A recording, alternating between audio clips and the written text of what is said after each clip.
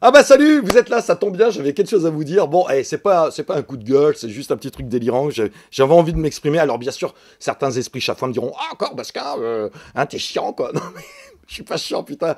Alors je veux dire pourquoi j'ai envie de faire cette vidéo. J'ai envie de vous parler des arts, voilà, du spectacle et de l'art en général. Et donc pas plus tard que la semaine dernière, j'étais dans un bar dans le Finistère, hein, à Brest, hein, dans un bar. Bon, je sais, on a une réputation à tenir. Et dans ce bar, il y avait une petite animation avec plein de monde. Hein. Il n'y avait pas un petit public, là, c'était bourré de monde, et il y avait des musiciens, et ambiance, excellent, excellent, super l'ambiance, et en discutant comme ça, ben, j'ai appris que les mecs se vendaient, que ces artistes passionnés par leur métier, ayant un grand respect pour la passion qu'ils ont, se vendaient pour 150 euros. Le mec à 3 avec du matos de dingue, 150 euros. Alors je sais pas si c'est 150 euros comme ça ou si c'est 150 euros déclarés. Si c'est déclaré, ça fait même pas 70 ou 75 euros divisé par 3. Enfin, les mecs, hallucinant. Alors moi, quand je vois ça, ça me fait réagir parce que souvent, des fois, j'ai des bars qui m'appellent, mais c'est les mêmes bars qui ont l'habitude de prendre pour des cons les musiciens. Parce que les musiciens veulent bien se faire prendre aussi pour des cons. Et donc, quand j'arrive là-dedans, les mecs me disent, tu prends combien? Alors moi, je suis là, comme je suis au courant un peu des pratiques, hein, du milieu, pour ne pas dire de la camorra, c'est excellent.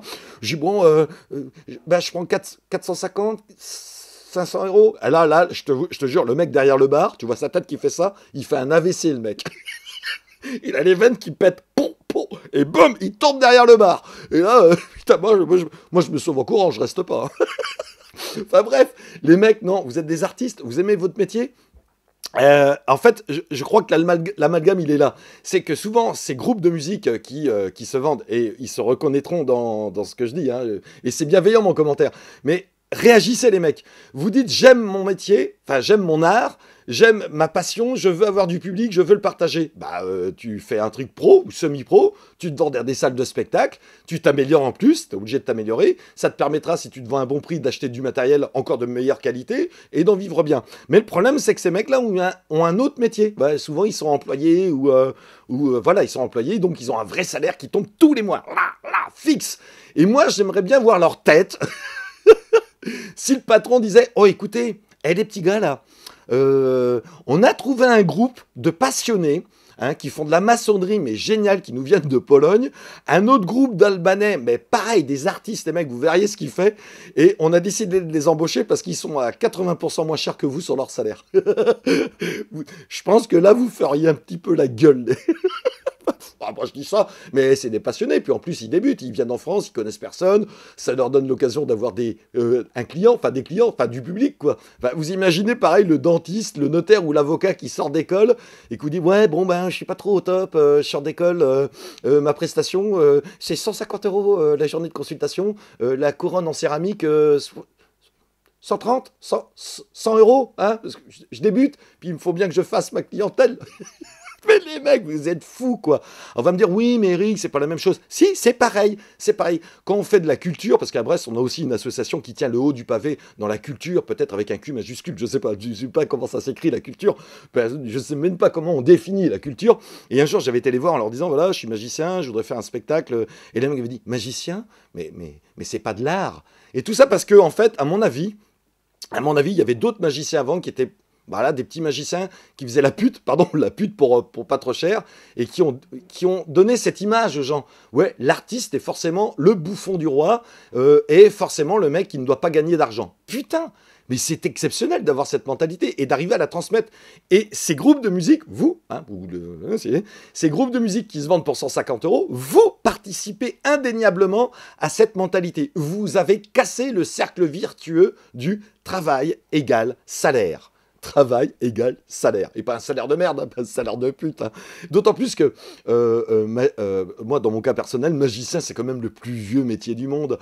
Hein, je veux dire, dès le début de l'humanité, on a des traces de magie. Je sais pas, moi, le mec qui était autour du feu, qui avait trouvé que de la poudre de lycopode, quand tu la jetais comme ça dans le feu, ça faisait frou. Les autres faisaient ouga, ouh. Bah voilà, c'est vraiment, c'est un vieux métier, tout à fait respectable. Hein, et c'est le plus vieux métier du monde avec le métier de prostituée. Tiens, justement, mais alors, prostituée, bon, c'est un autre truc, hein, mais c'est les deux plus vieux métiers. Hein, ok.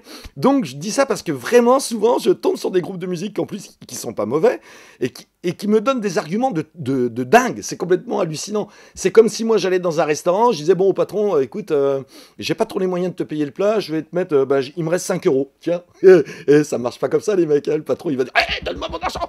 Et vous faites exactement l'inverse quand vous arrivez dans un bar ou dans un restaurant et que vous vous vendez à ce prix-là, quoi. Enfin, vous vous vendez pas, vous faites la pute, hein, faut être clair, hein. Je veux dire, à ce prix-là, même une pute, même une pute, pardon, une paripapéticienne ne prendrait pas ce tarif-là. Je veux dire, à Paris, c'est un peu plus cher. Ou alors c'est au bois de Boulogne, quoi. Avec Roberta, qui nous vient du Brésil. Hein.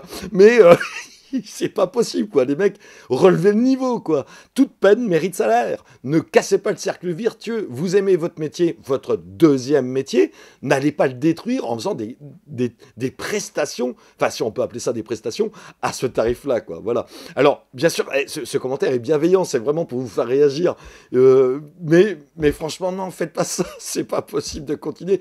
Si vous étiez vraiment des professionnels et que vous ne viviez que de ça, vous ne pourriez pas vous vendre 150 euros, ça serait juste impossible, vous serez mort au bout de 2-3 mois, vous seriez rincé, votre matériel serait abîmé, vous pourriez même pas le remplacer, quoi. Donc voilà, c'était ma petite remarque, ma petite réflexion de l'après-midi, là, avant de retourner tondre ma pelouse, parce que là, voilà, j'ai besoin de me détendre un peu, hein, parce que quand on voit ce genre de truc, des fois, moi, ça me fait réagir, même à 50 ans, ça me fait toujours réagir, et ça me fera toujours réagir, quoi. Ça me surprend, quoi, c'est hallucinant, on a des outils de communication, des outils d'éducation, mais on a toujours les mêmes problèmes. C'est quand même fou, quoi. Bon, sur ce, bonne journée.